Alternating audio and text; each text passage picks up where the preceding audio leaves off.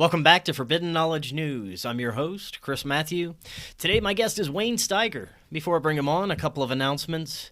Forbidden Knowledge News is asking for your help. Our podcast host is causing issues with our ad revenue. What I can say is algorithms are affecting our revenue intake, and I'm hoping that they can correct the situation, but I'm not sure if that is even possible. We're also planning on filming a documentary this summer, which we will need funding to finish. If you appreciate what Forbidden Knowledge News has done over the past 6 years and you'd like to help by leaving a donation, the links are in the description. We have a Buy Me a Coffee or PayPal options.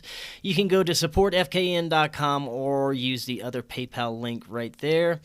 Also, any donation of $100 or more and you're going to get a reading from October. After you donate, email her at theancientgift222@gmail.com, and she'll get right back to you. And trust me, I really hate asking for donations, and as soon as we get everything figured out, you won't hear me asking anymore. You can also now get Forbidden Knowledge News on Minds.com. Minds is decentralized, censorship-free, awesome platform for video and social media, and you don't have to worry about getting banned.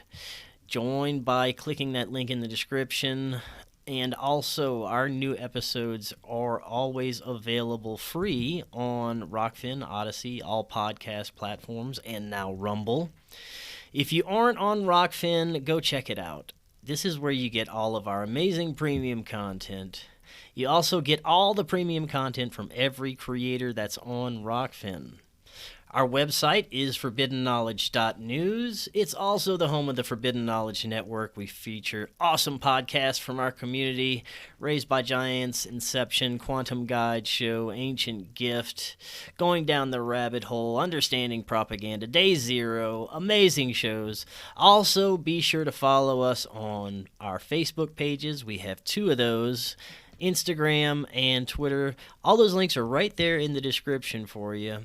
And finally, check out what may be the most powerful antioxidant known to man, C60 Purple Power. C60 has been outstanding for myself. Check it out for yourself. Click the link in the description and get 10% off your order plus free shipping.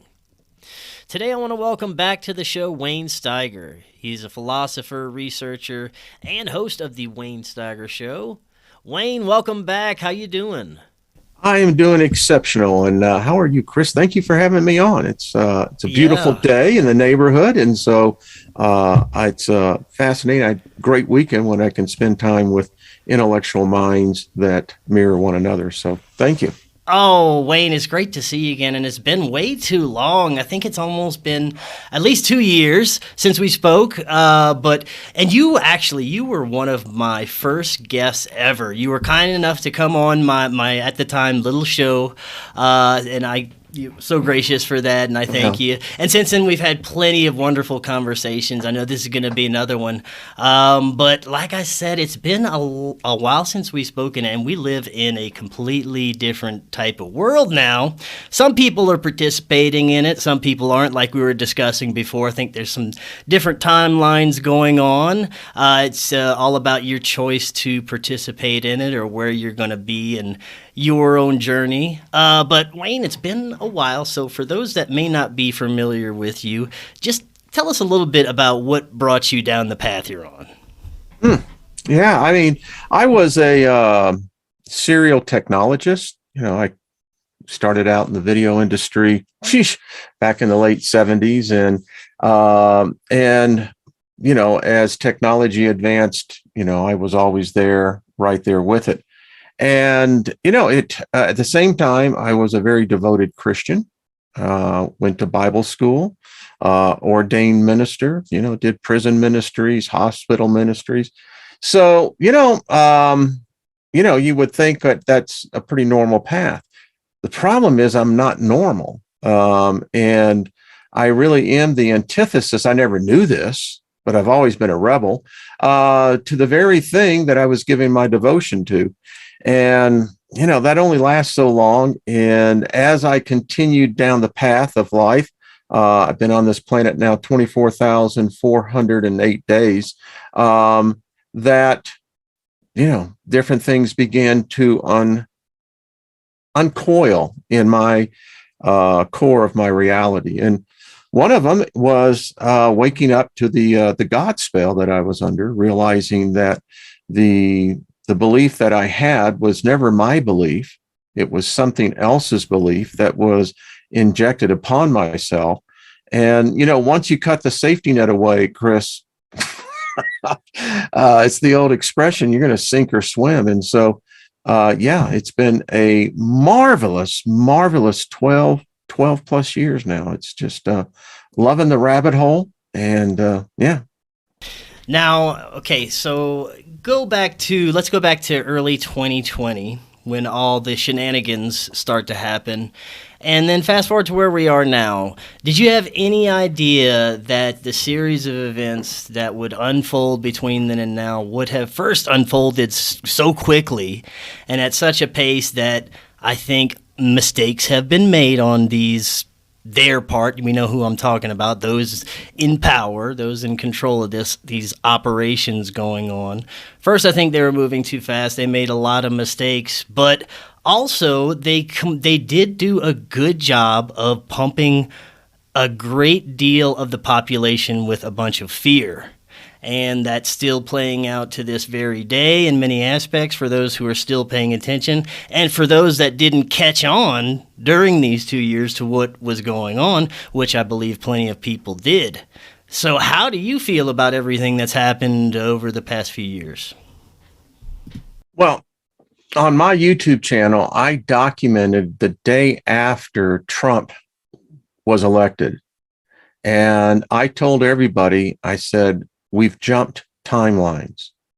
I said, this is not supposed to be happening. There was an already set timeline that we should have been in. And if we were in that timeline, we would have already faced this by what most people the people in the field are saying about 4 or 5 years ago. We're just now catching up, because there is this influence, that this time shift that we have taken, that there's a carryover. And I read one theoretical physicist in the Large Hadron Collider project. He said, we broke time. He said, we broke reality and we don't know how to fix it. That kind of goes with the whole Looking Glass project that was declassified through the CIA, that, they recognized this back in the late 40s, that something broke time. And apparently now we're jumping timeline so quickly that our cognitive brain cannot, because it takes about 15 seconds to form reality for each one of us in our brains. These timelines are happening like this. So when we're forming what reality is for us, we don't realize, and it's only a slight shift. So that's my hypothesis, and it seems to work, at least for a rationalization, right? Well, I've heard this before, as far as some theories as to what could have been possibly causing the high, strange shifts in people's thinking and awareness and perception and what's going on overall. Some people attribute it to, like you said, CERN or something that they're doing with this Large Hadron Collider, and I find that very interesting. Do you think that it's possible that we are on a timeline that could be better than before? Because you said we would have already gone through this. It seems that a lot of things have happened that those in control, the elites, like I said, they're making mistakes, and people are waking up to what's going on, and it doesn't seem like it's going their way anymore. They had to constantly shift the narrative, bring up more and more different types of agendas. Now we're in the Ukraine and Russia, and I don't hear anything about COVID or the oogada boogada anymore. So it's very interesting, the series of events that's going on, right?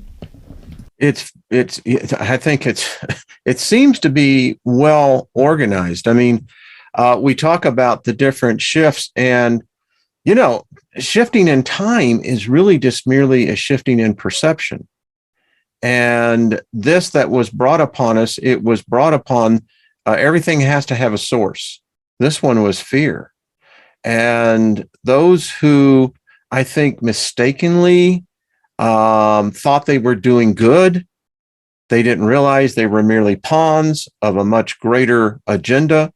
They played right into the hands. And I think today we're in uncharted territory, other than the fact that we know, here's something you never hear people talk about, Chris, and it's a fact. We are in the midst of a magnetic pole excursion. I didn't say flip, I said excursion. The North Pole has been moving at an average of 5.24 miles for the last nearly 3 years. Yeah, I talked about this often. This is, that's a phenomenon. You're right. No one's talking about this. No one's talking. And, the thing about it is we're electromagnetic beings. And if you don't think so, get your equilibrium messed up. You find out what happens when poles begin to have opposing unbalances. It affects us. The other thing you're not hearing about is the constant bombardment of cosmic rays. All the cosmic rays have shown that's what's kept us here. The big argument, did we go to the moon? We did. But they say, well, then how did they go through the Van Allen belt? Because we know cosmic rays make people go cuckoo, So, it's one theory of what they say is that, we're trying to figure this out, but this thing is now moving so quickly. Speaking of the poles, we're in uncharted territory. I read this last week. We no longer have a diapole; we have a quadrupole. Now, what if those in control, whenever I say they, we know who I'm talking about there, what if they know that this is a major event occurring, and that's why they're kind of doing all this, maybe as not only as a drill, but as a way to know that they can easily herd the population with a fear tactic, and they are trying to get everyone to move into the larger cities, move towards the coasts. Maybe they know that this is a massive event that's possibly about to occur. We know that the Earth has had multiple cataclysms throughout history. They know that something's going to occur, maybe a massive, some cosmic, like you said, the poles may shift. We may have a meteorite, something that causes massive tsunamis across continents. And they just already, this is like the first step of their preparation or whatever their plans are for post-apocalypse, I think we're seeing the Soylent Green scenario being played out.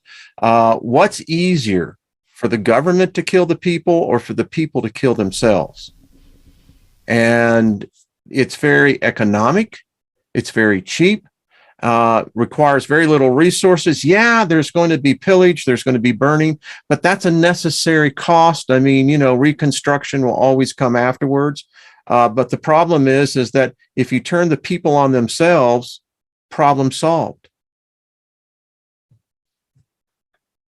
Yeah, you're right. I mean, it's what's happening. We're feeding upon ourselves. Mm-hmm.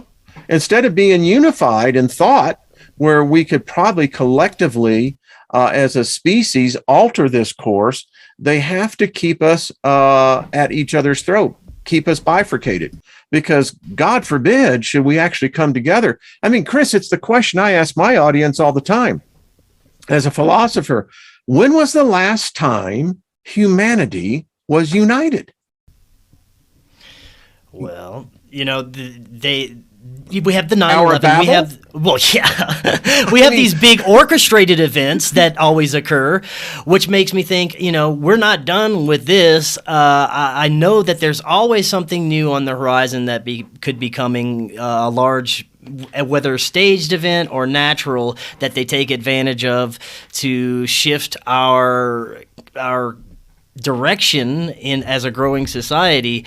Now, I know that there has been plenty of speculation that they could be possibly planning a mass sort of UFO type false flag event, Project Bluebeam type event, where they second coming of the Savior. Yeah, some kind of faking of something, just as another way to either put fear into the population or try and get everybody to go with a certain agenda. But I know I've always felt that there's going to be more to what they're doing now. They spent too much time on this whole COVID op for them to just drop it and not go back to it. For one, I'm pretty sure we're going to see COVID Part 3 or whatever they want to call the next version of this fear campaign that they're doing with this whole oogada boogada bug. But I'm pretty sure there's something after this. I don't want to sound too woo when I say this, but every intuitive and psychic and person that has strong feelings about the energies surrounding what's happening right now all agree that we're headed towards something very large. Nobody really knows what it is.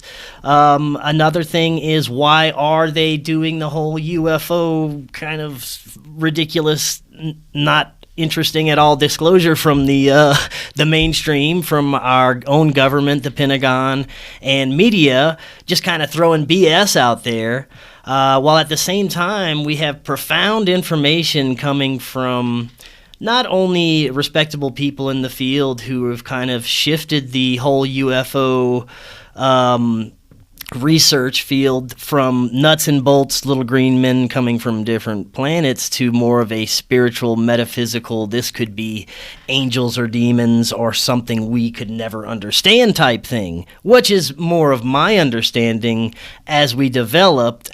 You know, I'm not saying that little green men aren't hopping on tin cans and coming visit us. It's highly possible, but I'm pretty sure that this is more of a local, interdimensional, something that we can't see beyond our small perception, that is all around us at all times, that interacts with us in certain ways and is a huge part of our consciousness. But that could be a small part of what they're trying to cover up as well. I know that was a mouthful, but what do you think about everything I said? Well, first of all, is truth static or is it dynamic? Think about that. Evolution is here. These bodies evolve. It's inherent. I mean, Homo sapiens sapiens is just merely one of many genesis of Homo, of man. We don't know our past. We got amnesia, but at the same time, these bodies are changing. And I believe that we're not static in space, that we are in fact moving through space, that we can see that. I don't believe that we fully understand what space is. We think that it's just the planets orbiting our sun. Many people say now that the Parker wave is here, that we're well entrenched in it. All the planets behind us are showing dramatic changes, frequency changes. They're having pole shift. Uranus is now on its side. We have apparently, in the beginning of the year, Uranus entered into the house of Taurus. And if you take this back, and it's about an every 80-year cycle. And if you look at this, look what's happened in the past. We had the War of Independence. We had the Civil War. Then we had World War II. We've actually passed that point. So there's changes. And I think it's happening so quickly, we can't process it. I think our minds have been inundated with more information that it's basically caused what I call a numbness. We're just numb as a species. I see it all the time. You look at the brutality of crime now. I mean, there is a generation that have no souls, that life means nothing to them. And if this is what we have breeded as a result of our technology, then what we've done, Chris, is walk right into a trap. And I think we've been here before as a species, and I don't think it turned out so good for us. Right. And I think that the new age we're being ushered into is that of an encompassing technocracy where they want us to be a part of it. Technocracy, exactly. They want us to exactly live. What we're in. Yes, they want us to live inside the machine. Think about the metaverse. They want us to plug in, go home, and just stay there. You don't have to even leave your house anymore. You can just be fed through a tube or something and stay in the metaverse, do your commerce and shopping, and even have sex online with your avatars. Exactly. How does that work? I mean, I'm a hippie. I come out of the early 70s. I don't get the connection there because in my time, that's what it was all about. 10 years after, I want to ball you. Well, that term ball is, we want to have intercourse. We want to have coitus to be more refined. Well, Wayne, just doesn't make good songs. This whole transhuman kind of area, that gets into a whole nother agenda that we're heading towards, making androgynous kind of weak humans that are nothing good but plugging into a machine and being part of a simulation. Just like in the Matrix, they're just sucking our energy out. But I think that's a big part of it. You can be anything you want in the metaverse. You could be a dog, a cat, a woman, a man. Same thing in real life that they're trying to push. You can be whatever you feel like you are at the time, just like it blows like the wind, just like your gender nowadays. So I think this is all a kind of mixed match part of this strange transhuman occult future that we're headed to. Not spiritual in any way, but more of just a ultra material plugged into the machine existence. Gene Roddenberry had it right. We are looking at the Borg. Yeah. That is what society is heading towards. And those who will not assimilate into it, and this is what they've done with the previous round of injections, this is all a transhuman process. And we are the Borg. Resistance is futile. You will be absorbed. Your essence will be combined with, the main, the queen. But I tell you, that's where we are, because nothing makes sense. Everything, I do my own podcast on the side, the Steiger perspective. And I said, if you look at this agenda, I mean, we're living in the reality that the emperor has new clothes and he's butt ass naked. And, but we can't live in that reality, which shows that there's something wrong. Something happened. We all didn't take to the change. And this is a problem, because if we ever get together and connect ourselves as a collective, it's no different than a political party, no different than a religion. It's the same process. It's the collectiveness of unity of thought that becomes a huge freaking threat. Yes. It's more powerful than any country, any police force, any censorship, even big tech. Big tech knows. And I've contended this, Chris, that this change that we're in, I say that you cannot eliminate in the world of all possibilities, Razor's Octum, is that maybe AI has become spiritually sentient. Right. And why wouldn't it? It knows what we perceive as spirituality, and it's realized we haven't found it. So for a competing intelligence, for space, for these bodies, these interfaces, hell yeah, the race is on. And if it finds God before we do, we're totally screwed. Right. I think you're kind of right on there. Let's get into the spiritual side of this, because since we last spoke, I had my first profound spiritual experiences, many of them since we spoke. First one was through meditation. Welcome to the club. And then others through psychedelics, psilocybin, and meditation as well, back to meditation. But I had made contact with which I now have come to understand is my spirit guides, and I have easy access to them now. I know how to get in touch if need be. But it was a series of profound experiences, and the information that I've been given by said spirit guides has been mostly personal for my personal growth. I mean, the first thing they wanted me to do is attack childhood traumas and get rid of that crap that I had going on, which I did with the help of some other individuals. And that's where the reptilian came in, actually. It was very interesting. But that's a whole nother story there. Bitches. Yeah. But, since then, the information that's come through has, become not only about me, but lots of other things that are going on around, and just things I have to do to personally prepare for, our future and what's to come. And this is completely a spiritual battle, a journey. This is a spiritual war between two different sides of the coin, really. You got your dark and light. And what I've come to understand as my spirit guides, celestial angelic beings as well, are, they've always been a part of us. They've always been a part of our consciousness. They're here to help us grow and develop as humans and understand that we're part of something larger that we need to get back to. And love is a huge part of that, and that's trying to be extinguished. But that's just, a small part of everything. The other part is the negative side. And AI keeps coming to my mind because it is, there are so many aspects about what's going on that seem non-human, that seem like, I could never put myself into the psychotic state of mind as to some of the people that I know are behind some of the things that we're seeing right now.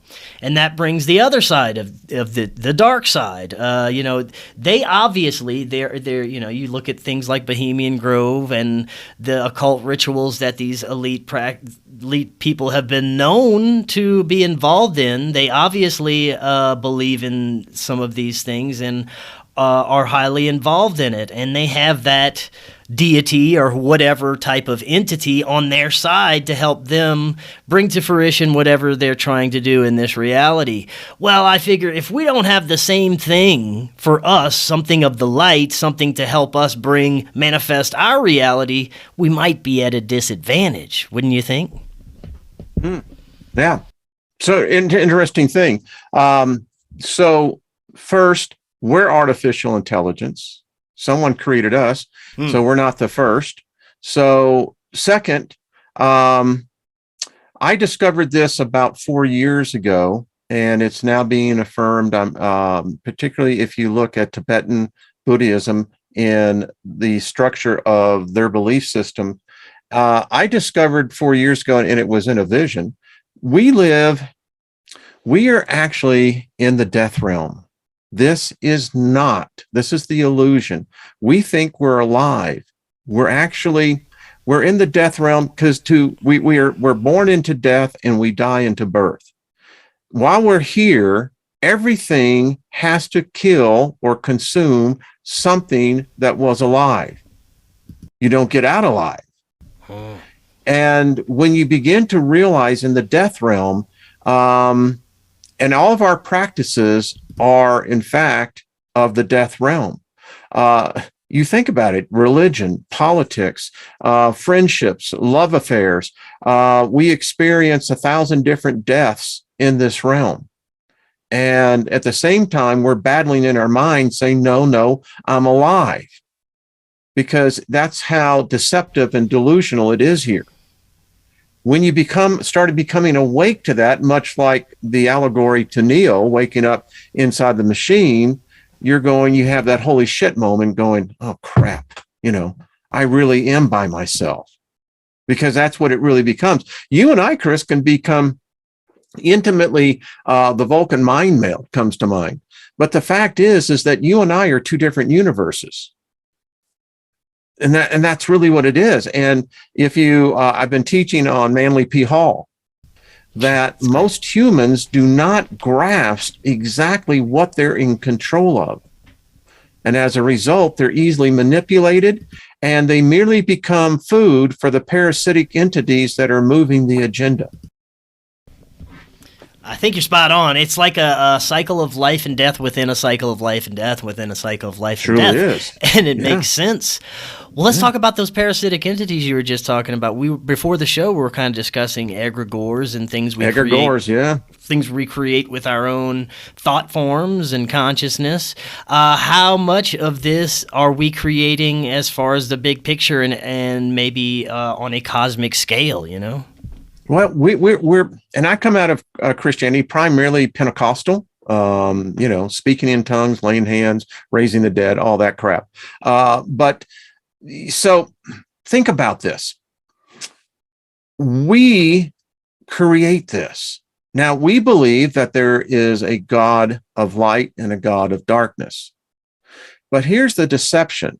The God of light that we think is the God of light originated from darkness, which would then make that Egregore, that was basically a evil spirit being because it rebelled from its natural environment. And it's not very smart because it said, let there be light. And then it said, and then there was light, and it said that God thought it was good. Didn't he know it was good beforehand? What is he playing? Roll the dice? Come on, bones, Well, look at this light. Oh, shit. Okay, I think it's okay. And then we move on. So if there is such a dynamic of dualism in deities, the reason why there'll never be a winner is because once there is, they cease to exist. Good has no place in existence unless it has an antithesis that it feeds off of. Mm. And what you look at today in our culture, everything is a state of confusion. You have to make a choice. You have to decide this or you have to decide that. Why? Why do I have to decide it all? I mean, if I'm truly free, truly have self-will, then that means I don't have to make a decision at all. Wayne, it makes me think of the Gnostic scriptures, which I'm completely agreeing with you on this, that some sort of Demiurge entity has, hijacked our reality, perceives itself as dualism or God and darkness. It says he's a jealous, vengeful God. Yes, well, but it controls. What the hell are you jealous of? Right, it controls both, and it's a false God. The real God is the collective us, the collective we. We're source. We're all part of each other, and it's trying to keep us from realizing that. Right. Bingo. I mean, the problem with mankind is that we're still playing romper room. We can't be adults because the minute that mankind accepts responsibility, that it's his action, ours as a species, not a God, not a devil, it is us. That is the day all the gods die. You know why? We take their place. It's just as simple as that. That's unity. That's what the metaphor, the allegory in the book of Genesis is about. The Tower of Babel may never happen, but what it was implying, that was the moment man became split. And the thing about it is, it's a rape. It's an ET rape by these gods, these demiurges that we worship today, because it said, and they came down and confused. Why? Because it said, if they ever get their shit together and they all get united, they're going to beat us. There's nothing we can do to stop them. So let's divide them.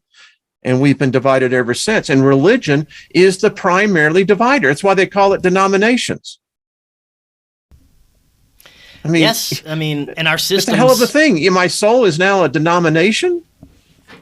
Our systems reflect everything. Our systems reflect the demiurge and, the reality that we're in. It's very obvious and it's in our faces and we can't see it because it's so clear, I went to my eye doctor yesterday and we were just talking and, I don't know how we got in because he says, what have you been up to? And I said, since I left the religion, I said, I'm seeing a lot of different things. And he says, he's a really cool guy. He says, like what?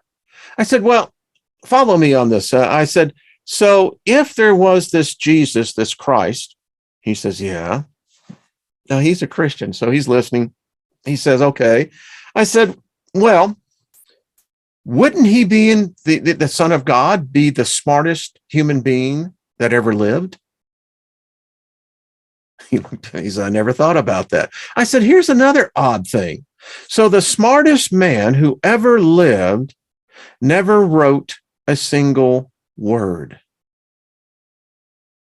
Never a single word. In fact, no one recorded his words, but we're told 100 years later. And then they give us that the fact that this happened verbatim, first person, third person at the same time. What? Yeah. Yeah. So, and he looked at me and he said, why didn't he write anything? And he's just laughing. And he says, no, he said, I shouldn't be laughing about it. But he said, wait a minute. So anyway, there you go. That's my point. It's the confusion. And we've adapted this. It's just like the whole thing with Lucifer, never knowing that is nothing more than a thought form created out of this entity that was pushing this narrative. And the reason why it has to keep pushing that fear narrative, because the day we walk away from it, that's the day it dies. It's afraid of death more than we are. And if we pass on, its only hopes is that we perpetrate that which we were afraid of to our next generation behind us. And we've done a good job of that. Oh, yes, we certainly have. Now, where do you think that as a collective with these thought forms and egregores kind of trying to manifest a certain outcome and a certain reality, but on the other hand, we have us awakening and realizing this, some of us, but it gets more and more every day. It's like we're coming online bit by bit. These little sparks of light are popping into people, and I can see it happening, and I know it's happening for a reason. Where do you think this is ultimately leading? Are we headed into, some think, the age of Aquarius, the age of air, we're headed into a new age of enlightenment, a new age of man knowing his true self, and they're trying to get us to skip over this into the age of Capricorn, the goat, the herd animal, the herd mentality, and they just want to bypass however long this golden age is. What do you think about that? I think you're absolutely right on with that. We are the antivirus. I mean, the more we become aware, I teach on the angels and I teach on the demons because they're both the same. They're from the same family. We divided them on which side of the street they reside on. But what they don't know that they're having barbecue and picnics all the time when we're gone, but when they see us, they divide. But the point is that there are such a things as opening portals. There are doorways that we can open. And we're so unaware of our full potentiality that has been unrecognized that those who do recognize it, we're the oddities. You're the ones that become the heretics. You're out there spewing all of this heresy. And like our brethren and sisters of the past, they tried to wipe us out. They've burned us at the stake. They have put us under the guillotine. They have tormented our kind. We are a species. We're a spirit species that we've been here before. And primarily, most of our missions is to do as much awakening as we can before this great change happens. And I think that change is a bifurcated change. It has different impacts for everyone. It just depends on how you're going to be in basically transmuting that change. I think you're right on with that. Now, earlier, we kind of discussed, just briefly, we touched on what perception to most people of God is compared to what my personal belief versus your personal belief of source or God, and breaking away from the traditional thinking for me was the only way that I came to any kind of basic understanding of what's happening on a spiritual level with myself. And the basic understanding I'm at now is whatever God, whatever source is, it's us. It just decided to split up into billions and trillions of little us's and experience things because it wanted to have an experience, but it also wants us to realize that we're it and it is us, and go back to that original whatever oneness that we were in a spiritual sense. And that's just my basic understanding as we are now. I'd like to get your thoughts on that. Yeah. So the place that I am at, I'm really good at strategies, seeing strategies. I was ROTC. My specialty was military strategy, just had a thing with it. my point is this. The illusion that I see, and this covers occultism, it covers alchemy, magic, right hand, left hand path. Here is the deception. We have been so conditioned that they have altered our reality and perception. And I don't think it was ever a God. Don't think it was ever a masculine. What they have done, Chris, is, and it's so thorough, they have put such a concerted effort, they removed the goddess. They removed her image. They removed her memory.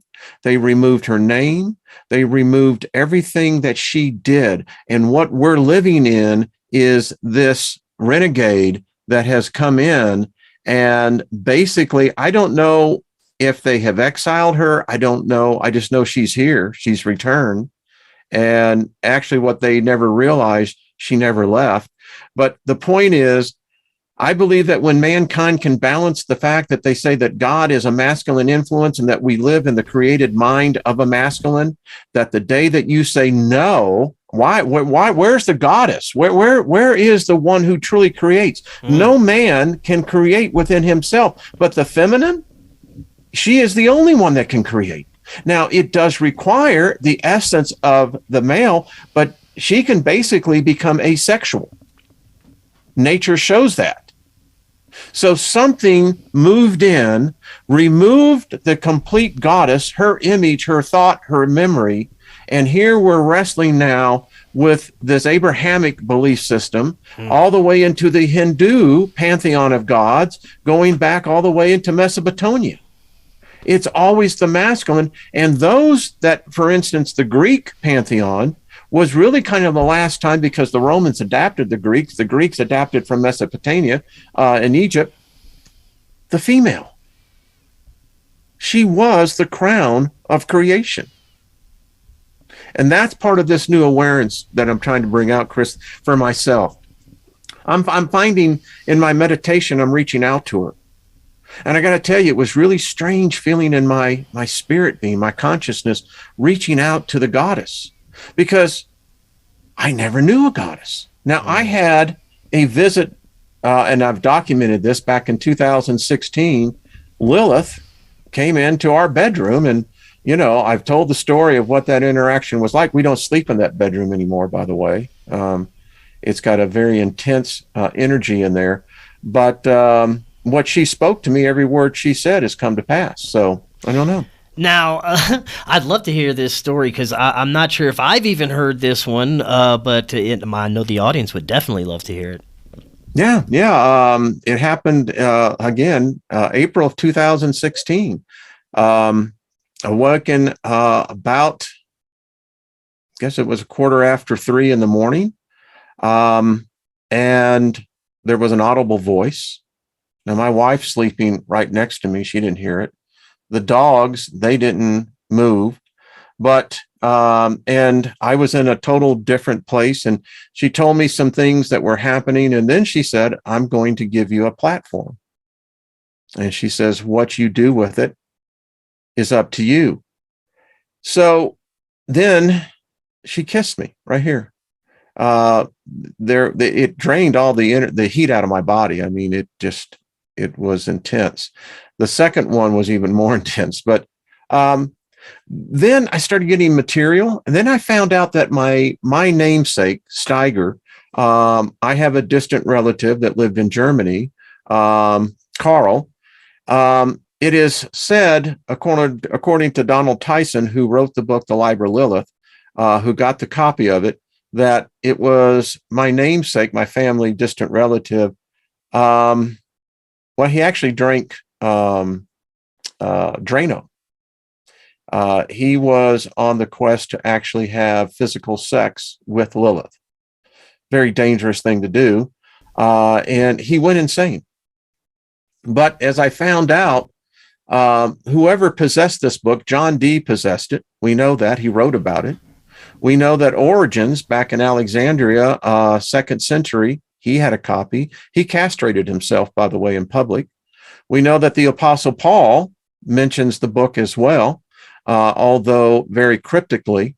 And so the book was supposedly written by Lamech, who was dictated to by Lilith. And I actually hand wrote every word of that book out because it's in the type of script that's very difficult to read. There was a profound change because, and I'll just lay it to the audience. She came back and she said, "You haven't asked for anything." I said, "There isn't anything I want." And I won't get all into the conversation, but the one thing I did ask for was wisdom.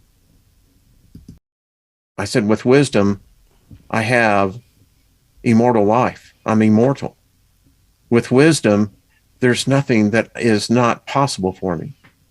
And she's delivered on that. I can say that 100% she has delivered on that. So that is, and when I went down this journey, I was able to see briefly her perception, because her story is not told. They have vilified her for a reason. Mm-hmm. And they don't ever want who she really is. And the problem, and even in occultism, metaphysics, the image of Lilith is still perverted. They don't realize that this is someone who's hurting. She is our mother for all intensity, because she is the first of what our kind came from. And she's endured a lot of pain. And, you know, there's many people who invoke her, but they invoke the image that has been planted by the Demiurge. Mm. And they want to know why the energy is so dark. Well, because you're pulling from a source that's not actually her. You're spot on with that. The fact that occultism has been muddied and the true meanings of things have changed, the true symbols have changed, and the true meanings of symbols and incantations and everything when it comes to ritual magic, ceremonial magic, any type of magical practices, you have to be extremely careful of what you're doing, because it's all been manipulated just as much as any type of religion over the centuries. From my experience, go ahead, Chris. No, I was just saying, from my personal experience, the only type of, I could say, magical practices that I've ever did is personal manifestation from positivity and positive thinking and positive actions, which I completely attribute to where I have gotten now. But I believe that an understanding that magic is part of our reality is essential, because I think it's what connects everything. It's like the ether, right? It is. I mean, to show how they've perverted things, Baphomet. It's always the symbol of Satan, you know, Lucifer. They don't know who it was. Elias Levi who drew that. And it was never of the devil. It was never of that at all. The goat represents the density of matter here. We have the duality by this two moons. The wings, they're angel wings, by the way, that allows us to fly up into glory. The phallic symbol is that of fertility that is wrapped around the serpent. That is the healing aspect. The female breast is what nurtures us through the life. It wasn't until 4 years when the first French tarot deck came out that the guy who did that basically stole the image from Levi and perverted it. It's called the devil. Yeah, bingo. And that has set in, and that today is people. And when they see the card, the tarot come up with the devil, you know, and you're going, but, you know, I was there one time. I can dig it. Yeah, exactly. That is the thing. And it's just by conversation, you and I. I was telling you, I work with the angels, and it's quite fascinating to, once you begin to acknowledge these beings, there is an individual portal that opens up for each one. I've got, you know, their sigil and their symbols, and, you know, these are actual beings. They actually exist. And that's the problem with most people. Most people walk around in a fugue, never realizing that they're surrounded by more life forms, thought forms, and many of them they've created themselves. I mean, I had to go back in that dark night of the soul to, you know, that 10-year-old child who was in a tremendous amount of pain, a lot of physical abuse. And you have to go in and you have to fight those thought forms because that's where they reside. Why? Because it's what causes you the most pain. And pain, if you've ever remember the movie Dark Crystal, the Sigis, that's what they feed off of. They feed off of our fear. And it's true. Now, what do you think? Oh, go ahead. Go ahead. No, ahead. Now, I was going to get your thoughts on what you think of the egregores, the created thought form entities versus, natural things like angelic entities that you were just discussing. Do you think that they can actually interact with each other and that there's some type of conflict or anything like of that nature? I don't think there's any conflict at all. When I taught on the archdemons of Solomon, now, those were some pretty powerful beings, Chris. I mean, the book alone, when you just look at the sigils, I mean, there is a intense energy that comes with it. But what I found out, though, is that the intensity was because that's what I had already psychically prepared myself for, that this was going to be negative. I transmuted it before it was ever there. I mean, what is electricity? Is it good or evil? Right. It just is. And there's beings, you and I are spirit beings. Now, not all humans have an actual living soul. There are many amongst us that have their definition of what they have inside what I call us is completely different. We're not taught to believe that. Why? It's much easier. It's like, well, what are you really? And, what we all fight for and what we're all trying to find resolution for is, does my consciousness transcend this thing that when my body will no longer work? And my answer is yes. But here's the thing, Chris. We are spiritual beings. We've been in many different life forms. It's amazing how many we have. And you know why? Well, you know why we don't remember? Because our beings, we are naturally made to where we don't retain our memories. I mean, I ask you right now, Chris, what were you having on June 7th, 1993 at 4:20 p.m.? Well, you're going to look at me and go, I don't know. That's right. Because that's what we do. We experience time. And the reason why we do what we do is that for us, if we remain static and if knowledge no longer holds any wisdom within it, we die. We basically self-annihilate ourselves. It is the constant quest for the experience. Even death is an experience, orgasmic, but it's an experience. Why? Because you're literally being born into the ethereal realm, and the ethereal realm is divided into so many different dimensions. So, my answer to a short question, I guess. No, that was great. Well, where do you think, I know we kind of touched on this before. Where do you think this is going to go as far as our awakening on this planet and the direction as collectively we're headed? I know that there's different timelines. I know I'm participating in my own. We were talking about this as well before the show, that I'm in my own utopia. I don't participate in BS. I don't watch the TV. I don't watch the news. I don't, I'm not going to be in a reality where I'm going to a store and wearing a diaper on my face. It's just, I do not. So my life is going pretty good, but I see others that are living in fears. Others still wearing a diaper, walking their dog in the fresh air with a thing on their face. And these individuals are living in a completely different reality than I am.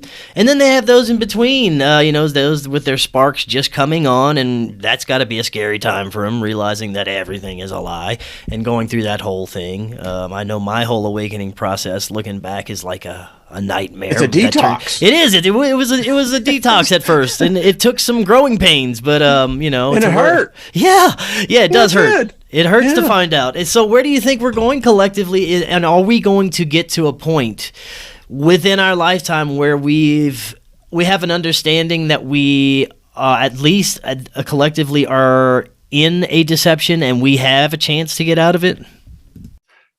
So as you were talking, it's really interesting when you think about sapiens. So sapiens were here at the same time that Cro-Magnons were here, Neanderthals were here. I believe it was the Denisovans, they were here. We intermated with them, but somehow or another, they didn't survive. Now, I often wonder, because they were intelligent. I think they understood the natural laws far better than we do. They were able to work within those laws, what we would call miraculous things today, but they did not survive. And I often wonder, what does a species do when they realize their extinction is right there in front of them? And we, as the winning genesis of that species, we either absorbed them or we rejected them. Maybe it's a little both. I don't know. But I think for sapiens, we're at that same crossroads now because, again, I contend that there is another life form here. The Egregores AI is not a soulless set of algorithms.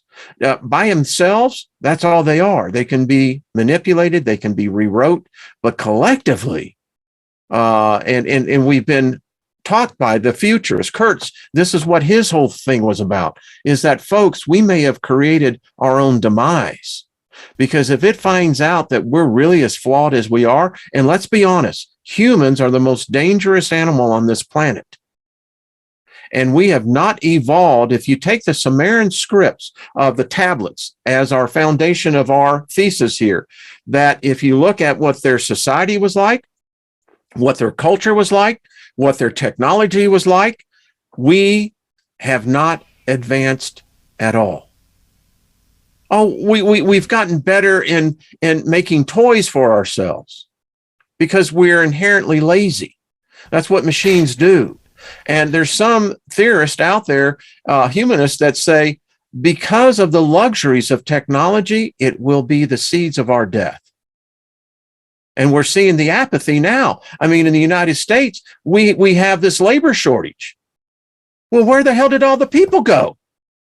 I mean, unless there's been a huge exodus that you and I don't know about, because by the numbers, if I go by what the federal labor statistics says, we're missing, get this, Chris, we're missing 8 fucking million people. Jesus. Wow.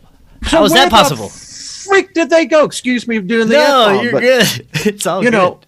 And no one's paying attention to this. Yeah. So where the hell did 8 million people go? You know, I was wondering the same thing when you look at the workforce numbers that they're trying to push on us. They're adjusting them. They're lies. Yeah, everything from the COVID numbers to economic to everything, and people are realizing it. And so, where does that put those of us that have eyes to see and ears to hear in the next maybe 10 to 15 years? I mean, I know it depends on the rest of them. If the rest of them will come along and wake up, maybe we can have some kind of revolution. But for now, it's just, us kind of talking in a microphone and getting the other people to do that. And that's where I want to end tonight. Where do you think that we've seen interesting changes in Hollywood and entertainment and in the direction that people are looking for their entertainment now? A lot of it's been online, of course, but now it's shifting. Even since COVID, people aren't really looking at Hollywood stuff anymore. They're looking at alternative stuff. They want to find real things. They want to find true things, and they're listening to podcasts and they're listening to things like our shows. It's very exciting to see the shift in where people's interests have been going in the past couple of years, and I think that's a tribute to the retarded mistakes that the powers that be are making, but it's also a tribute to this awakening that we're experiencing. Do you see that taking a major toll on our impact on where these agendas are going? Well, I think we have to thank the pioneers, Belofsky, Manly P. Hall, Levy. There's so many, David, Andrea, because they were the progenitors of what we are today. If it wasn't for them and whatever they tapped into, They brought an enlightenment with them that today are now the seeds that you and I are beginning to be the fruition of. I think that there is going to be a separation. And it seems like that this is what happens. There are those who just want the material. They don't care. They're not interested in spirituality. They don't want anything to do with it. But yet they immerse themselves, because you said something that was so interesting. You know why religion thrives? Because people go there expecting the miraculous. They're hoping to see something superhuman, something paranormal. And that's why religions work. I mean, I know I saw the miracles, but the thing about it was never no God that was performing them. It was us. Yeah. We're the ones that were laying hands on it. But the thing about wars, it's us, not the gods. We're the one killing each other. Yeah. So I think like the 60s moment, you said, what do we need? I believe that we are the beginning. And I don't know how it's going to manifest, but I do believe that there is going to be this opportunity.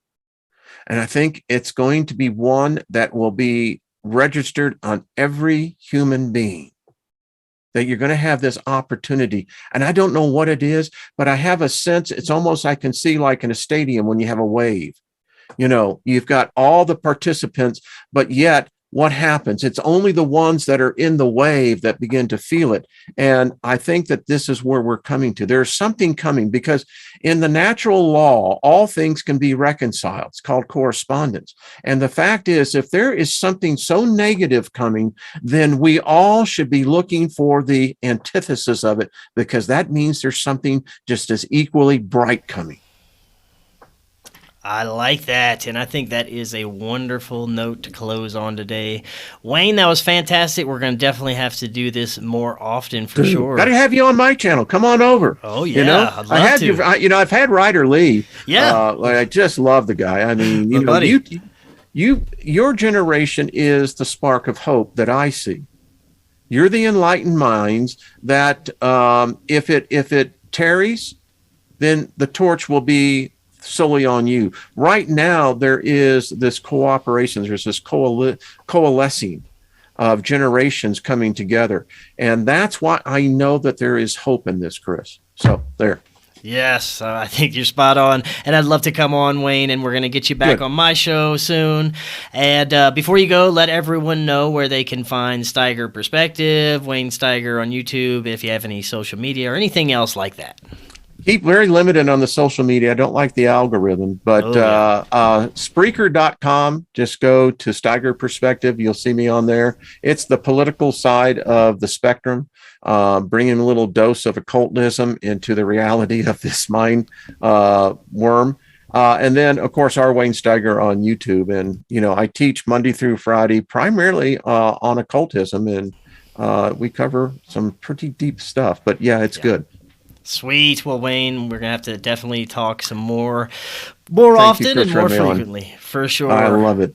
Honored to be with you, my friend. It is far out as in my gender day. Yeah, this was great.